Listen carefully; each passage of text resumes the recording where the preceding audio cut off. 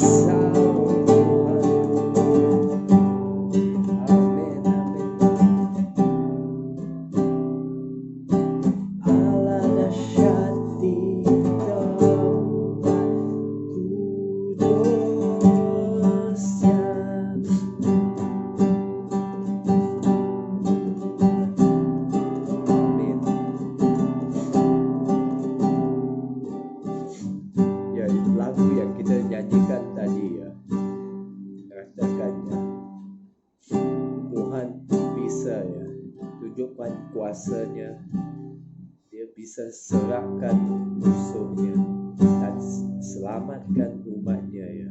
Dan dia dahsyat di tempat kudusnya. Musuh dikalahkan, umatnya dibebaskan. Saya percaya ya yang bila kita nyanyi atau bila kita nyatakannya bahwa yang musuhnya dikalahkannya, musuh itu termasuk juga musuh yang kita hadapi sekarang, iaitu corona, virus dan sakit corona semua ini ya, juga musuh ya. Saya percaya kuasa Tuhan ya dan mujizatnya bisa ya kalahkan semua ini ya, dan kita bisa ya dibebaskan walaupun kita sekarang masih lagi lockdown. Tetapi ya jangan lupa ya bahawa kuasa Tuhan ya memang bisa selamatkan kita ya, dan kuasa Tuhan bisa menyembuhkan kita ya, dan juga menyelamatkan kita ya daripada musuh ini dan virus ini. Kalau kita lihat ya kitab Yesaya 6 ya, mari kita lihat dan baca sama-sama ya. Yesaya, kitab Yesaya ke-6 ya. Mula dari ayat pertama ya. Dan saya mula baca ya. Yesaya 6 dari ayat yang pertama. Dalam tahun matinya Raja Uzia, aku melihat Tuhan duduk di atas takhta yang tinggi dan menjulang, dan ujung jubahnya memenuhi bait suci. Para serafim berdiri di sebelah atasnya, masing-masing mempunyai 6 sayap. 2 sayap dipakai untuk menutupi muka mereka, 2 sayap dipakai untuk menutupi kaki mereka, dan 2 sayap lagi dipakai untuk melayang-layang. Dan mereka berseru seorang kepada seorang. Katanya, kudus, kudus, kuduslah Tuhan semesta alam. Seluruh bumi penuh kemuliaannya. Maka bergoyanglah alas ambang pintu disebabkan suara orang yang berseru itu, dan rumah itu pun penuhlah dengan asap. Ya, jadi kita baca di sini ya, di mana ya Yesaya dalam tahun atau waktu kejadian Raja Uzia mati ya. Raja Uzia meninggal ya. Waktu itu ya, Yesaya, penulis kitab ini ya, Yesaya, dia berasa sangat sedih ya, sangat pilu kerana ya Raja Uzia ini adalah seorang raja yang baik ya. Jadi mungkin Yesaya di sini ya, dia terasa, oh gimana ya harapan kita sebagai bangsa Israel sekarang ya, matinya seorang raja kita yang atau pemimpin ya bangsa Israel atau negara Israel yang begitu bagus ya, tapi sekarang udah meninggal ya. Di mana harapan kita ya? Tapi ya di waktu dia tengah bersedih itu dan ataupun putus harapan itu ya, Tuhan ya mula buka mata Yesaya ya, mata, atau boleh kita katakan Tuhan buka mata rohani dia. Biasa ya kita lihat apa yang berlaku di sekeliling kita macam sekarang ya. Kita lihat, wah, apa yang kita lihat atau dengar semua ialah tentang, wah, di mana ya sakit corona lah, coronavirus, yang ini semua saja ya yang kita dengar. Dan waktu itu ya, Yesaya pun apa yang dia dengar pun bukan berita baik ya, kerana kematian seorang raja yang baik itu ya, Raja Uzia. Tetapi bila Tuhan ya mula buka mata rohani dia, dan dia bisa lihat yang walaupun keadaan waktu itu sangat sedih dan sangat macam nggak ada harapan lagi ya, Tuhan mula buka matanya untuk melihat yang masih ya ada seorang Tuhan atau seorang raja yang lebih tinggi daripada Raja Uzia itu, Allah ya, duduk di atas takhta yang tinggi dan menjulang dalam ayat pertama ya. Dan ujung jubahnya memenuhi bait suci ya. Dan bukan itu saja ya. Dia selain dia nampak ya serafim dan malaikat yang terbang di sekeliling takhta Allah atau takhta Tuhan ya. Selain itu ya, dia dapat lihat ya yang serafim dan atau malaikat itu berseru ya, kudus, dalam ayat ketiga ya sekarang, Yesaya 6 ayat ketiga ya, kudus, kudus, kuduslah Tuhan semesta alam, seluruh bumi penuh kemuliaannya. Ya, walaupun dalam waktu di mana Yesaya ya rasa macam nggak ada harapan, rasa sedih semua itu ya. Dan juga bangsa negara Israel waktu itu kehilangan raja yang bagus ya. Tetapi ya dalam keadaan yang gelap itu ya, dia bila Tuhan buka mata rohani dia ya, dia bisa lihat ya yang bukan aja ya yang Tuhan itu masih ada di takhta, tapi apa kemuliaan Tuhan ya di sini di ayat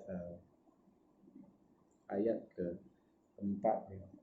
Kata ayat ketiga maaf, seluruh bumi penuh kemuliaannya ya.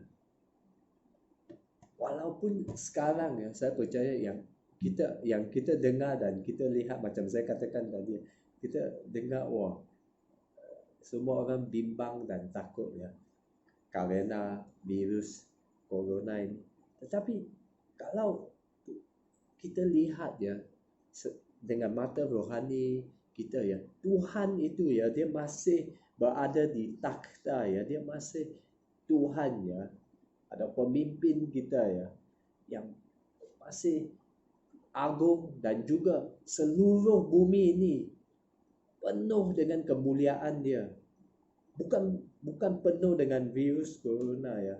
Walaupun dengan mata kita berita yang cuma kita dengar ialah ini, tetapi di sini ya katanya wow, kemuliaan Tuhan ya benar-benar ada ya di seluruh bumi. Walaupun mungkin kita tak bisa rasa ya dengan tubuh fizikal kita, atau kita tak bisa lihat ya, tetapi yang benar ya, sebenar-benarnya ya, ayat Tuhan mengatakan yang seluruh bumi ini ya adalah penuh dengan kemuliaannya. Dan saya percaya ya kita bisa ya sebagai orang percaya lah, bila kita bila kita bernubuat ya dengan mulut kita ya, atau dengan lidah kita ya, kita mula berdoa dan bernubuat ya, apa yang Tuhan katakan ni, bahawa dunia ini ya penuh dengan kemuliaannya. Saya percaya ya yang apa yang kita doakan ya, kemuliaan Tuhan ya bisa ya, macam kita nyanyi tadi ya, bangkit ya, Tuhan bisa bangkit dan kalahkan virus ini ya. Mungkin kamu bilang, kalau begitu kenapa masih keadaan dunia ni masih ribut dan huru-hara ya dengan virus ini. Ini cuma apa yang kita nampak dalam fizikal ya. Tetapi sebagai anak Tuhan dan sebagai orang percaya, saya percaya yang kita bisa ya sebagai orang percaya kuatkan iman kita dan mula berdoa ya, dan juga nubuat ya. Kerana apa yang kita nubuat ya, itu adalah harapan kita ya. Mari kita lihat juga ya dalam kitab Galatia ya.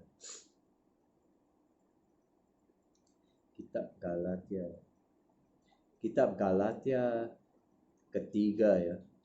Galatia 3 mula dari ayat 1 ya. Saya baca ya. Hai orang-orang Galatia yang bodoh, siapakah yang telah mempesona kamu? Bukankah Yesus Kristus yang disalibkan itu telah dilukiskan dengan terang di depanmu? Hanya ini yang hendak ku ketahui daripada kamu. Adakah kamu telah menerima roh kerana melakukan hukum Taurat atau kerana percaya kepada pemberitaan Injil? Adakah kamu sebodoh itu? Kamu telah mulai dengan roh. Maukah kamu sekarang mengakhirinya di dalam daging? Sia-siakah semua yang telah kamu alami sebanyak itu? Masakan sia-sia? Jadi bagaimana sekarang? Apakah ia yang menganugerahkan roh kepada kamu dengan berlimpah-limpah dan yang melakukan mujizat di antara kamu berbuat demikian kerana kamu melakukan hukum Taurat atau kerana kamu percaya kepada pemberitaan Injil? Ya, sekali lagi ya, saya ulang ayat kelima ini yang di sini saya mau teraskan. Jadi bagaimana sekarang? Apakah ia yang menganugerahkan roh kepada kamu dengan melimpah-limpah dan yang melakukan mujizat di antara kamu? Di sini ya, saudara, kita semua dapat lihat yang Tuhan itu bukan saja seperti kita baca tadi, yang kita baca itu ya adalah dari perjanjian lama ya, di mana ya waktu itu Yesus belum disalibkan lagi dan Roh Kudus belum diberikan kepada orang yang percaya lagi. Tapi di dalam perjanjian baru ya, iaitu kita ya, orang percaya atau orang Kristian sekarang ya, di sini katanya kita dianugerahkan roh ya, Roh Kudus ya, dengan melimpah-limpah ya, bukan sedikit saja ya, melimpah-limpah ya, dan yang melakukan mujizat. Dan roh yang kita terima ini ya bisa melakukan mujizat ya. Mari kita terus baca lagi ya, ayat ke-6 ya. Secara itu jugalah Abraham percaya kepada Allah, maka Allah memperhitungkan hal itu kepadanya sebagai kebenaran. Jadi kamu lihat bahawa mereka yang hidup dari iman, mereka itulah anak-anak Abraham. Dan kitab suci yang sebelumnya mengetahui bahawa Allah membenarkan orang-orang bukan Yahudi oleh kerana iman, telah terlebih dahulu memberitakan Injil kepada Abraham. Ya, jadi ini adalah Injil ya. Apa itu Injil? Kadang-kadang kita fikir ya, Injil itu adalah kitab. Apa itu Injil? Injil itu adalah kitab yang Yesus sampaikan menerusi Matius, Lukas, Yohanes dan kitab Markus ya. Ini semua ada Injil ya, ataupun Alkitab ya. Kita ingatkan yang itu ada Injil. Apa itu Injil ya? Mari kita lihat ya.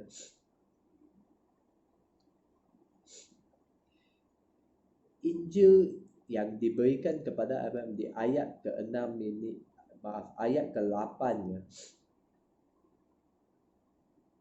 Ayat ke-8 ya. Dan kitab suci yang sebelumnya mengetahui bahawa Allah membenarkan orang-orang bukan Yahudi oleh kerana iman, telah terlebih dahulu memberitakan Injil kepada Abraham ya. Olehmu segala bangsa akan diberkati. Yang ini ialah Injil ya. Olehmu ya, segala bangsa akan diberkati. Mungkin kita fikir, oh itu untuk Abraham saja. Okey, baca lagi ya, seterusnya ya. Sekarang ayat ke-9. Jadi mereka yang hidup dari iman, mereka lah yang diberkati bersama-sama dengan Abraham yang beriman itu. Ya, maksudnya kita ya diberkati bersama-sama dengan Abraham ya. Karena semua orang yang hidup dari pekerjaan hukum Taurat berada di bawah kutuk. Sebab ada tertulis, terkutuklah orang yang tidak setia melakukan segala sesuatu yang tertulis dalam kitab hukum Taurat. Dan bahawa tidak ada orang yang dibenarkan di hadapan Allah karena melakukan hukum Taurat adalah jelas. Karena orang yang benar akan hidup oleh iman.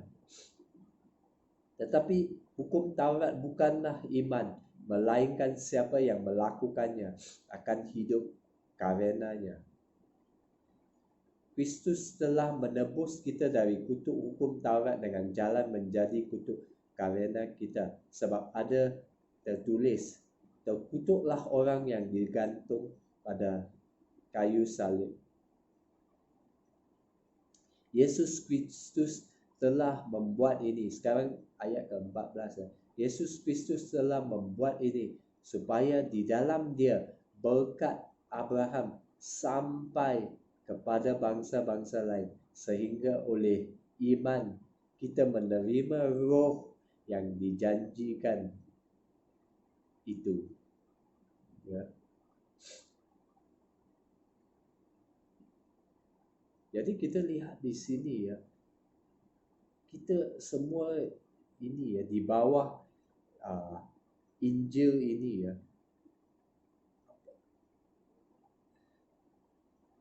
Dalam ayat seperti yang kita baca tadi ya. Ayat ke-14 ya. Yesus Kristus telah membuat ini supaya di dalam dia berkat Abraham sampai kepada bangsa-bangsa lain ya. Sehingga oleh iman kita menerima roh yang telah dijanjikan ini. Dan apa yang saya mau teraskan ialah juga di ayat ke-8 ya. Ayat ke-8 ya, di mana ditulis ini ya, Injil ini diberitakan kepada Abraham, olehmu segala bangsa akan diberkati ya. Oleh kita ya, orang percaya segala bangsa akan diberkati ya. Jadi dalam waktu ini ya, jangan kita fikir saja apa yang kesusahan atau ya, kita semua ada masalah. Kita mungkin ada antara kita yang sedang melalui badai juga ya, atau juga ada yang di antara kita ya yang perlukan satu penerobosan ya. Tetapi dikatakan di sini ya, jangan lupa ya bahawa kita semua ini juga adalah bangsa yang bukan saja bangsa yang diberkati ya, tetapi kita harus ya jadi berkat ya kepada orang di sekeliling kita ya. Apa maksud saya ialah ya, kadang-kadang kita lihat aja badai dan masalah ataupun kesusahan atau keperitan yang kita lalui dalam hidup ya. Tetapi Tuhan mau kita lihat ya bahawa kita ini ya adalah berkat ya. Kalau kita lihat ya dalam waktu ya di mana ada sekali itu ya, Yesus dengan pengikutnya ya diiringi dengan lebih 5,000 orang ya. Jadi 5,000 orang ini mula ikut Yesus ya.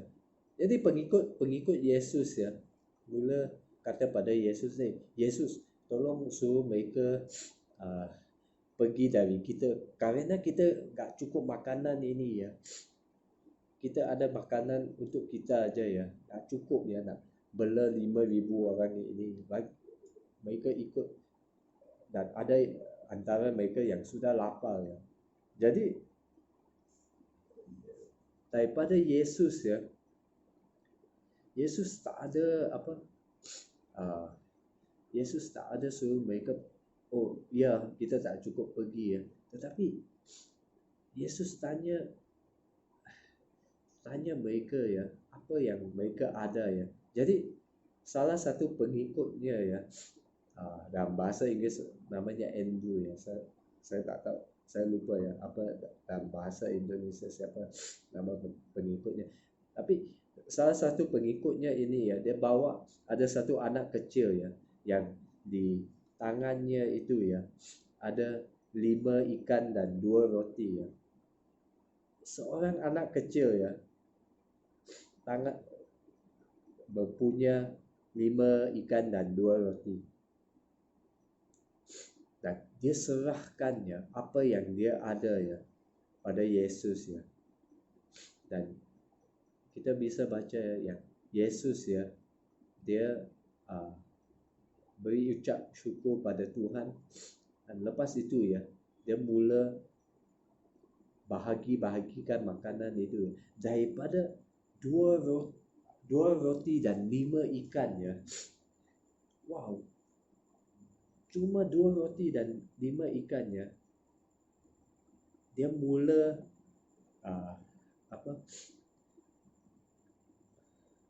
dalam bahasa Inggeris kita bilang multiply ya. Dia bisa ya, daripada 2 roti dan 5 ikan itu dia gandakan ya. Ini adalah Tuhan kita ya, yang bisa melakukan berbagai mukjizat ya. Kadang-kadang ya, sebab itu saya bilang ya, kadang-kadang kita lihat ya, kita lihat posisi kita, atau kita lihat ya, apa yang aku ada, aku pun bukan orang kaya ya, aku pun nggak ada banyak uang atau apa-apa ya. Tetapi apa yang kita mula beri ya, macam anak kecil itu ya, karena imannya itu ya, dia berikan semuanya itu kepada Tuhan Yesus ya. Tuhan Yesus ya ambil yang apa yang dia ada ya, dan Tuhan Yesus berikan makanannya. Semuanya, semua 5,000 itu dapat makan. Dan bukan itu saja ya, terdapat 18 buah bakul ya, yang baki daripada apa yang mereka makan. Semua orang makan puas ya. Dan bila saya mula khutbah tentang ini ya, teringat saya waktu saya di sekolah kitab dulu ya, tahun 99. Wah, sudah lama itu. Tuhan ingatkan saya ya, yang pada waktu itu ada salah seorang guru ya, sekolah kitab waktu saya itu ya, yang guru ini dia datangnya dari Sweden ya, dari Eropah ya. Nama dia Yesta Oman, dari Sweden ya. Jadi dia bilang ya, yang ada satu ketika ya, dia jadi misionar ya di Korea Selatan ya, South Korea ya, Korea Selatan.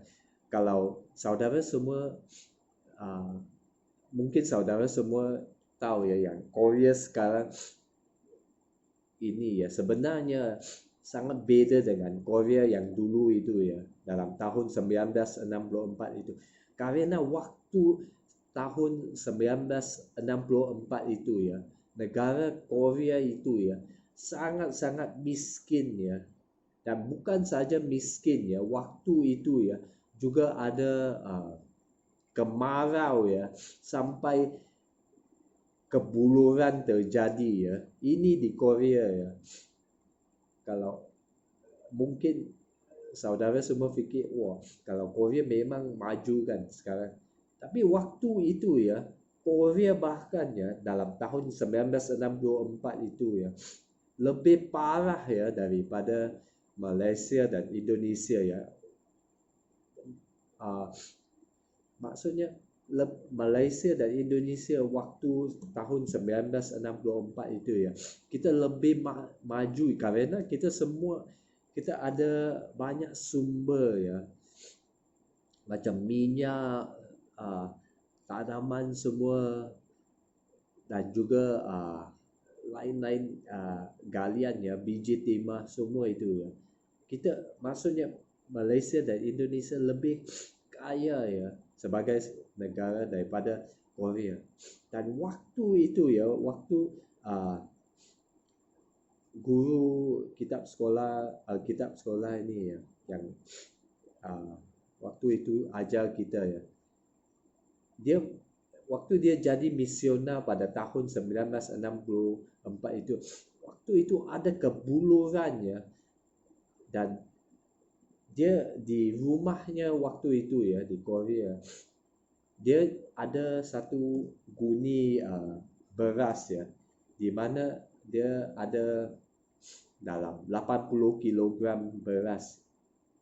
Jadi dia fikir ya yang okey, beras ini ya cukup untuk aku dan juga penghuni rumahnya itu makan. Dia ada juga seorang budak ya, bukan budak lah, seorang pembantu lah, orang Korea. Jadi tapi ya kerana dia seorang misioner, dia selalu menginjil dan dia juga ada tolong mereka, mungkin dia juga ada bagi mereka makanan semua itu ya. Jadi biasanya ada orang yang memerlukan, mereka datang. Jadi apa lagi ya dalam waktu kebuluran itu ya, maka datang lagi ya ramai orang meminta bantuan makanan ya. Jadi tiap kali ya dia akan berikan beras yang dia ada, tetapi sampai satu ketika ya stok beras dia itu sudah hampir habis ya. Tapi ya Tuhan beritahu kepada dia ya, anak kamu harus berikan ya apa yang kamu ada beras, walaupun mereka datang ya beramai-ramai ya, kamu berikan aja beras ya apa yang kamu ada ya. Dan dalam waktu itu ya, kerana dia patuh ya, dan kerana dia percaya ya pada iman dan pada Tuhan ya, dia mula ambil, walaupun dia bukannya ada banyak tinggal beras, dia beri juga ya. Dia dengar suara Tuhan ya, suruh dia beri. Jadi dia terus beri ya beras itu. Dan waktu dia terus beri ya, wow, beras itu ya, stok beras itu tak henti-henti ya, walaupun sepatutnya sudah habis ya, tapi dia masih beri. Dan yang pembantu orang Korea itu ya, dia catat ya berapa tiap kali ya, berapa dia beras yang dia berikan dalam waktu ya kemarau yang panjang itu yang berlaku, saya ingat dalam waktu 7-8 bulan ya, lamanya kemarau itu ya, dan dia terus bagi beras ya, tak henti-henti ya. Mujizat Tuhan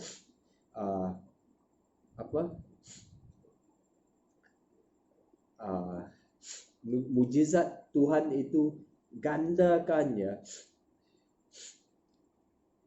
beras itu ya dalam huni itu, macam cerita dalam perjanjian lama itu, di mana ya Tuhan bukan Tuhan, di mana Elia ya diminta oleh Elia meminta yang perempuan yang dengan anak perempuan dengan anak itu ya, yang tidak ada suami lagi ya, sampai minyak itu ya tidak habis ya, karena dia dengar ya perintah Elijah ya, yang suruh dia berikan ya,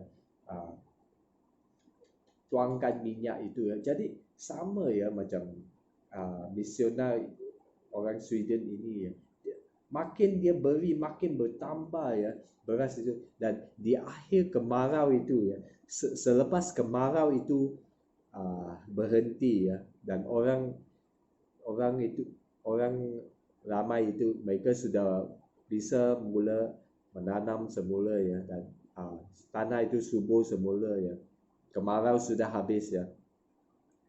Dia bisa lihat yang kerana pembantunya itu ada rekod ya berapa beras yang dia sudah beri.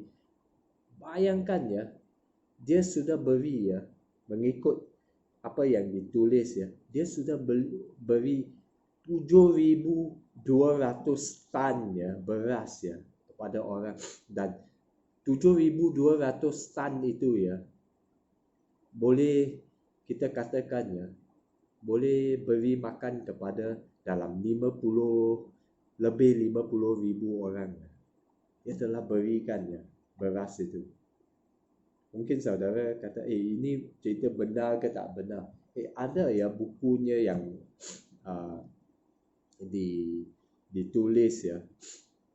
Judul atau tajuk buku itu ialah The Rice Miracle ya. Dan penulisnya ya ini ya, iaitu misioner yang datang ya, datang ajar di sekolah kitab saya pergi itu ya.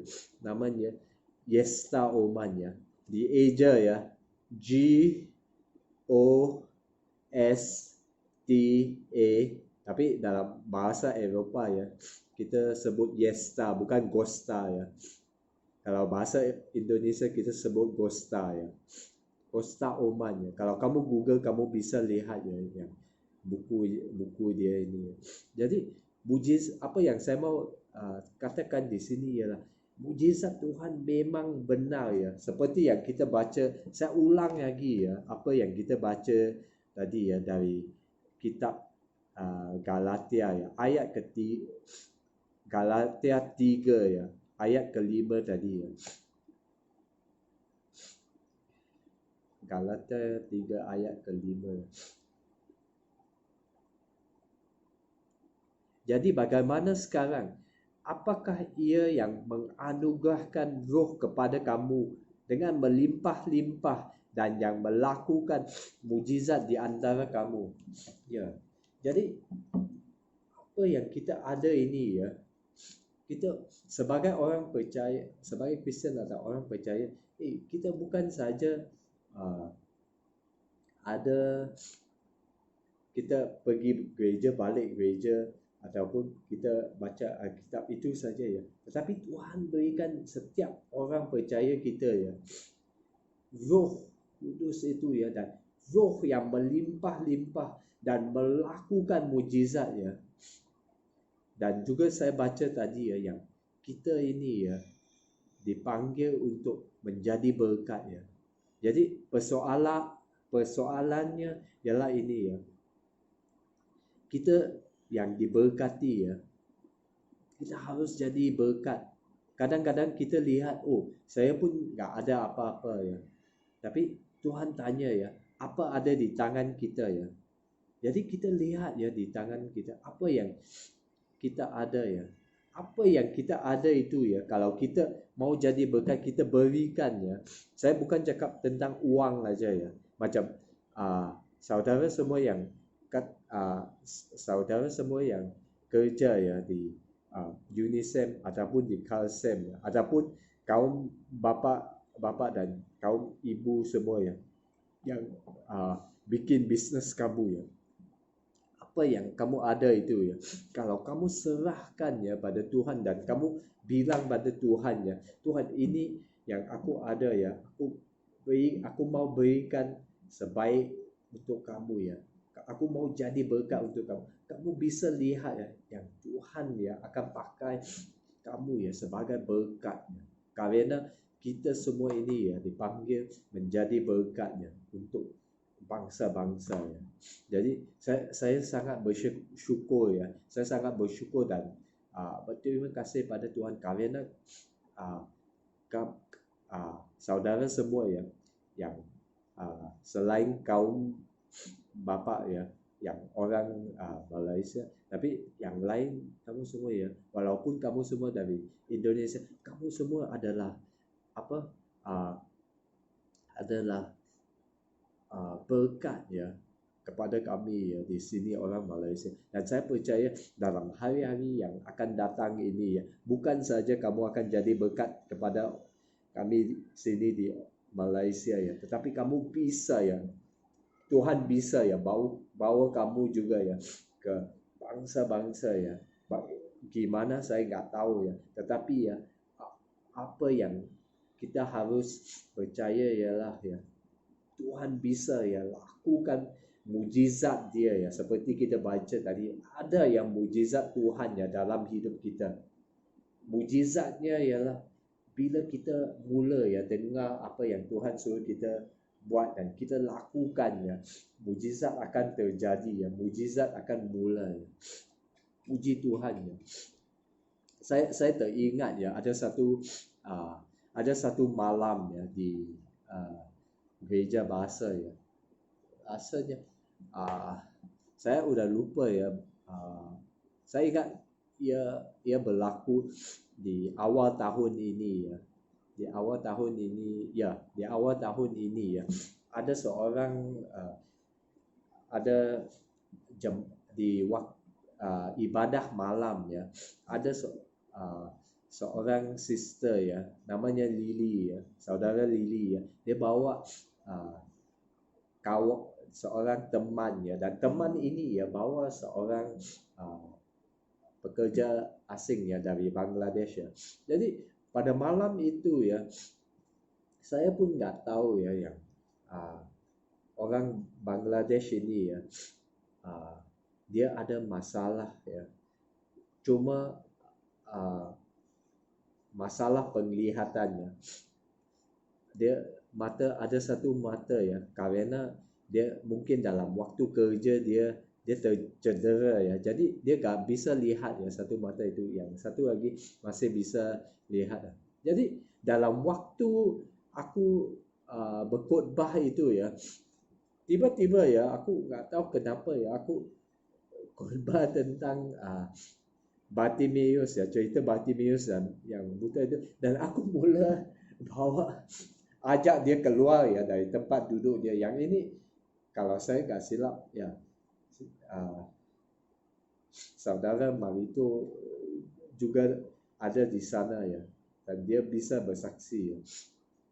Jadi saya bawa dia keluar ya, saya nggak tahu ya yang dia ada satu mata dia nggak bisa lihat ya. Jadi saya mula cerita, saya guna dia ya sebagai subjek ya, atau objek ya, untuk ceritakan tentang Bartimeus yang buta ya. Dan pada waktu akhir khutbah itu ya, saya doakan untuk semua orang, kita nyanyikan, saya nggak tahu kenapa saya mula nyanyikan ya, curahkanlah kuasa-Mu Tuhan, mujizat terjadi di tempat ini. Dan waktu kita nyanyikan itu ya, Tuhan gerakkan hati saya untuk doakan untuk orang Bangladesh ini ya. Jadi saya tanya dia ya, apa yang saya mau doakan untuk kamu ya, apa yang bisa saya doakan ya. Dan dia bilang ya, yang mata dia itu bisa lihat ya. Jadi saya pun doakan lah. Saya pun nggak tahu yang bagi saya ya, kadang-kadang ya kita ya sebagai pastor ya, kalau kita doakan ya dan dia nggak dapat mujizat itu ya, macam kita nggak ada kuasa Tuhan yang turun menggunakan kita. Tetapi puji Tuhan ya, yang bila ya saya dan ada yang saudara tolong juga ya, kita alihkan tangan dan doakan untuk dia ya. Tuhan mula buka matanya ya, dan dia bisa lihat semula ya. Dan sebab ini ya, saya mau bilang ya, yang Tuhan itu besar ya, sebelum macam kita baca tadi ya, roh Tuhan itu ada di dalam kita, dan bila kita percaya ya, mujizat itu akan berlaku ya. Baik mujizat untuk uh, mujizat Tuhan untuk melakukan kesembuhan, mujizat Tuhan untuk melakukan penerobosan, atau mujizat Tuhan ya untuk memberi ya bagi mereka yang mungkin kamu ya ada masalah keuangan atau masalah yang ya nggak dapat diselesaikan ya. Tuhan bisa ya lakukan semua ini karena mujizat itu ya, macam kita baca tadi ya, dia ada dalam kita ya. Kenapa ya Paulus ya tulis ya pada dalam awal kitab Galatia tadi, macam kita baca kan, hai kamu orang Galatia, adakah kamu bodoh? Kenapa dia bilang macam tu ya? Karena ya orang-orang Galatia ini ya, dia kata ya, mereka mula dengan roh ya, tapi apabila waktu ya, mereka sudah mula kadang-kadang macam kita ya, pergi gereja balik, gereja pergi balik, so kita ingat itu aja ya yang dalam hidup kita.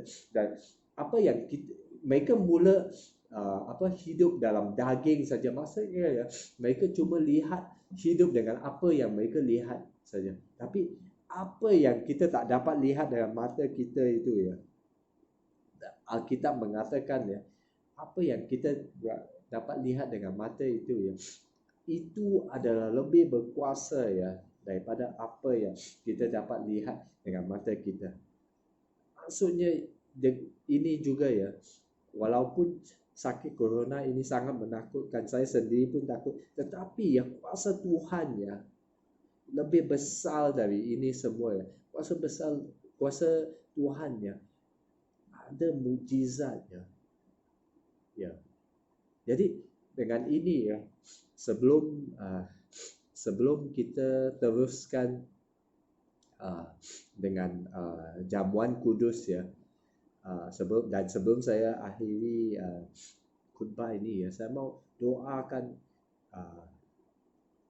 saya mau berdoa dengan kita semua ya, supaya kita bukan saja doa semua orang diberkati ya, tetapi saya mau doa ya yang Tuhan ya buka mata kita, macam kita baca tadi daripada buku atau kitab Yesaya 6 tadi, yang bila Tuhan mula buka mata Yesaya ya, dia dapat lihat siapa sebenarnya ya raja ya.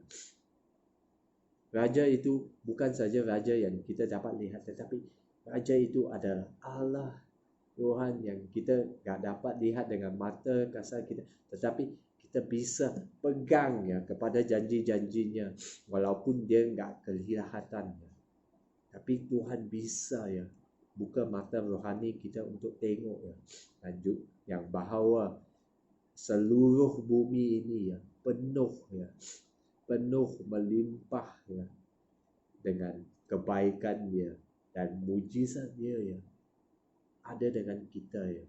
Berkat ya, kita dipanggil orang-orang berkat ya, supaya kita dapat memberkati orang lain. Jadi saya mau katakan juga ya, jangan lupa ya jadi berkat ya kepada orang di sekeliling kita ya, dalam tempat kerja kita, di kilang ataupun dalam bisnes kita. Jadilah seorang yang berkat ya, gunakan berkat itu ya.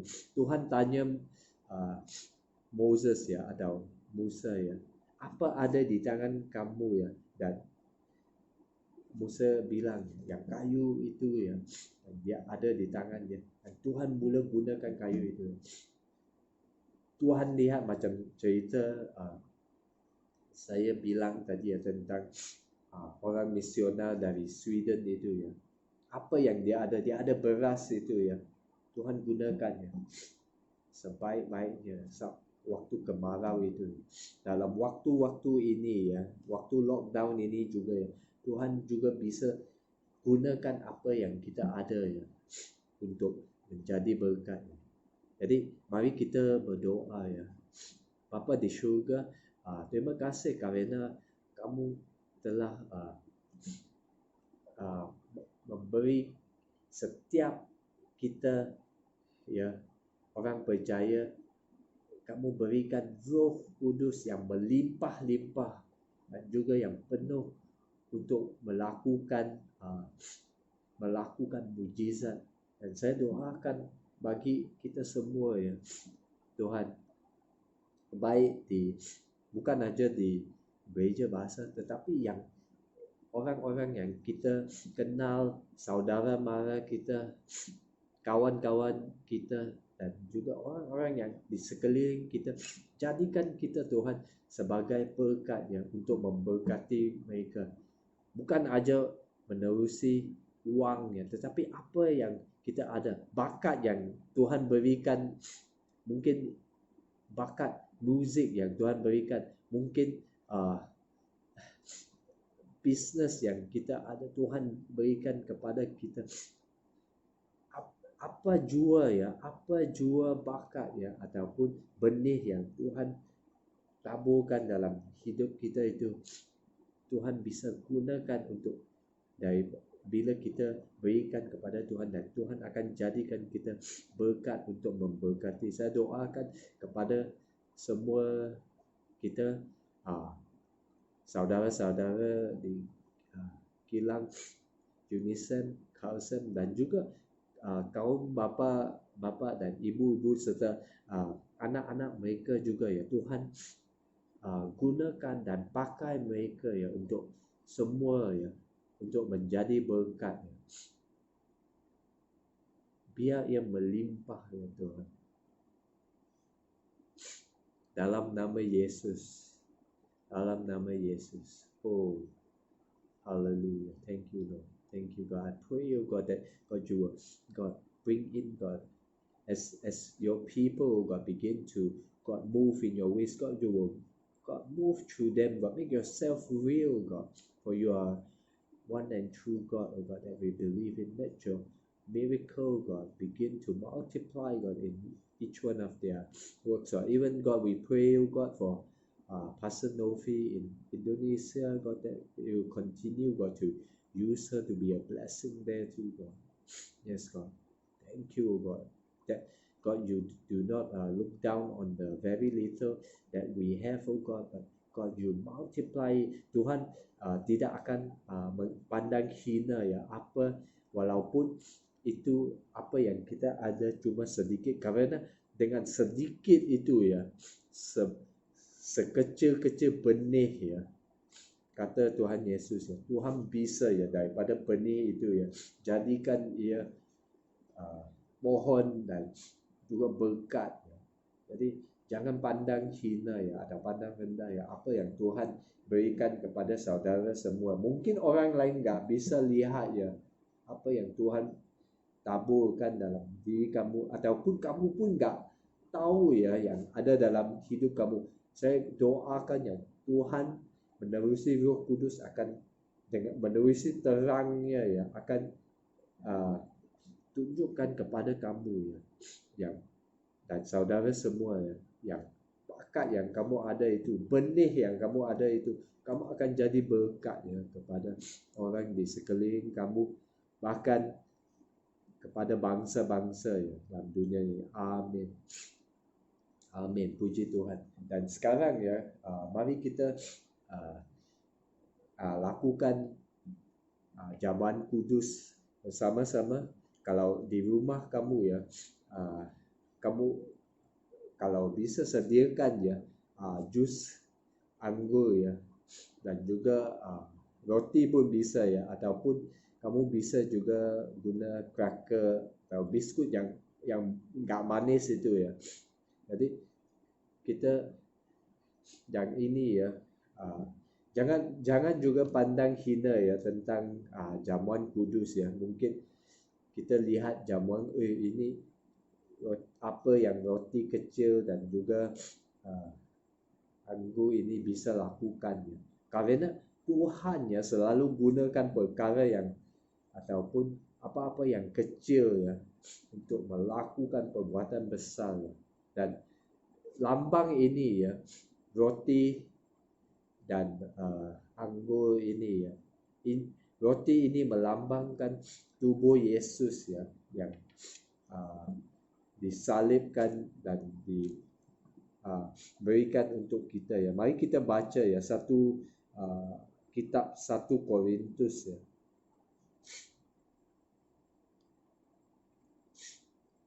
Kitab 1 Korintus 11 ya. Kitab 1 Korintus 11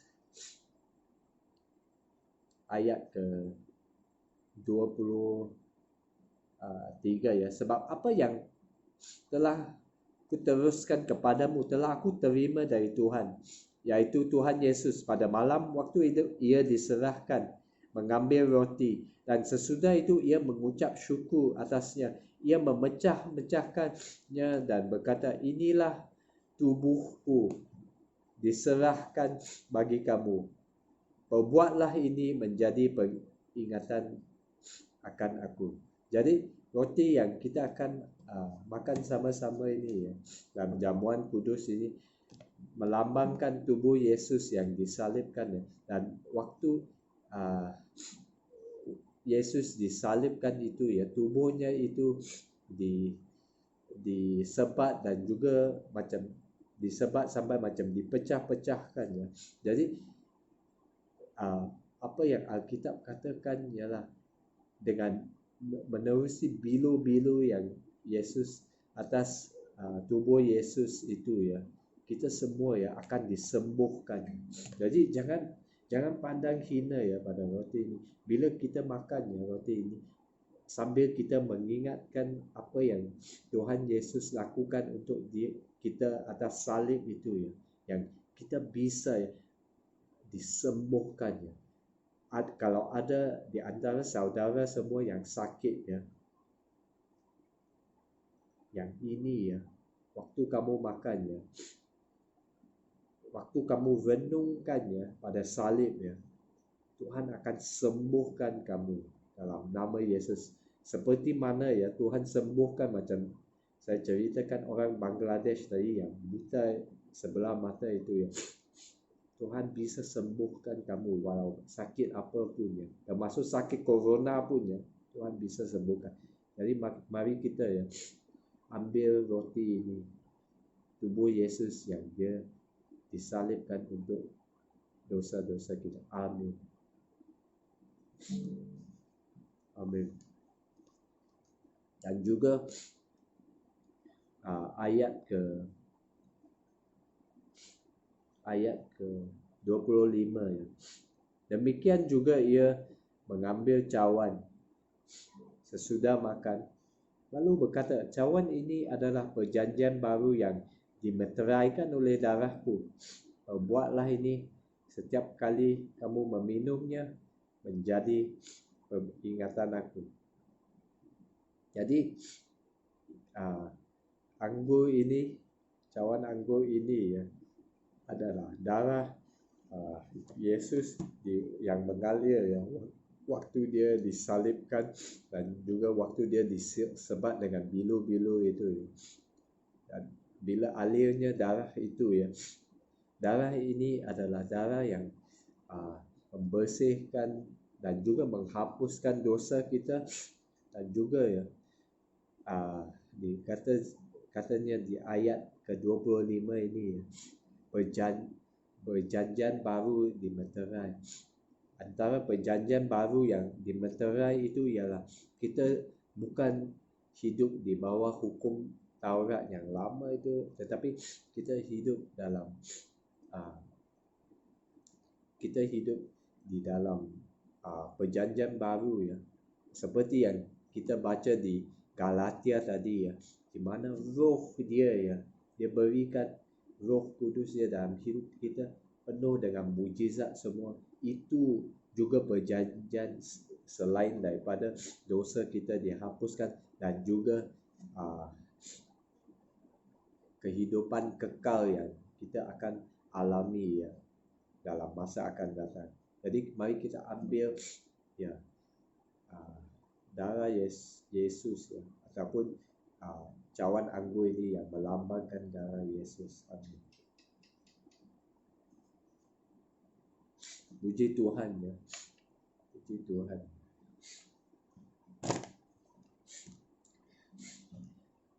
Puji Tuhan.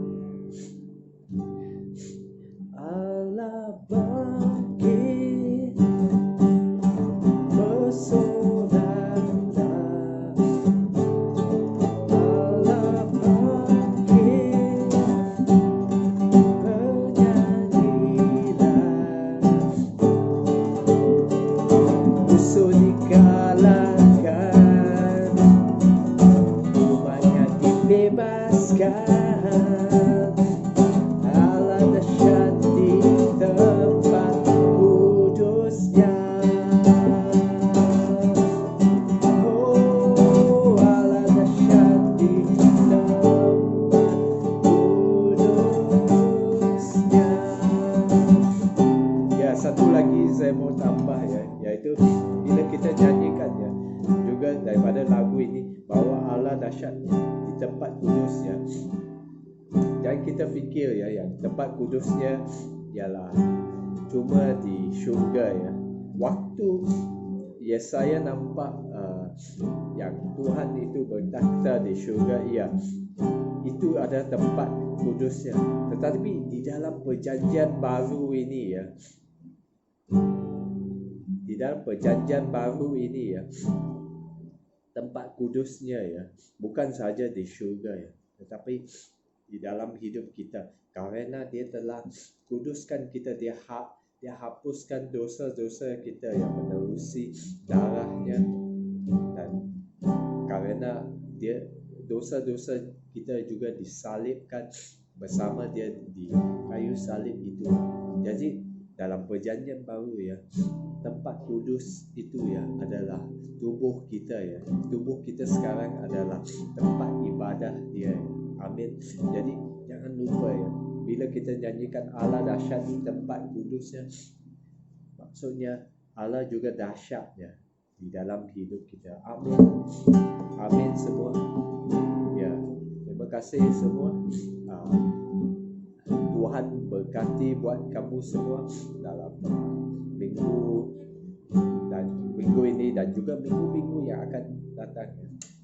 Dan seperti khotbah ya, tadi ya, jadilah saudara semua jadi orang yang akan memberkati ya insan-insan di sekeliling kamu dan juga di tempat kerja kamu dan juga saudara-mara kamu semua di Malaysia maupun di Indonesia.